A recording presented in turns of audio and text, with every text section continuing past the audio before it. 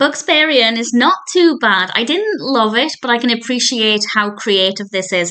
This is a Bugs and Squeaks cartoon. It's the second segment of the seventh episode of the first season of New Looney Tunes.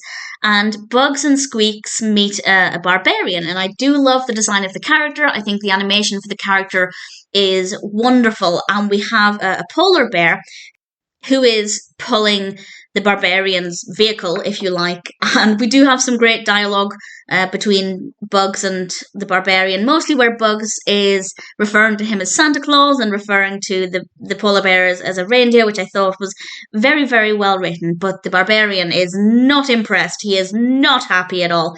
And he is out to get Bugs and Squeaks, but of course Bugs isn't going to let anything happen. And I'll say no more than that. I feel like it started off really, really well. I was really engaged to begin with. I found it to be really fun and very, very entertaining. And then it kind of started to lose its appeal pretty quickly for me. I never disliked it. I never got to the point where I was bored, but I felt like it didn't sustain my attention as much as some others do. And I don't know exactly why this is. I think the concept just became pretty old pretty quickly. But as I said, I do appreciate how creative it is. As we get towards the end, I feel like things picked up a little bit. So it's a little inconsistent, but in general, it's not too bad. I certainly didn't dislike it. The character of the barbarian is quite interesting, very well animated, absolutely no problems there.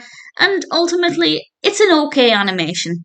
It's by no means my favourite of all of the new Looney Tunes cartoons that I've seen so far, but also it's probably not the worst either, so I shouldn't really complain.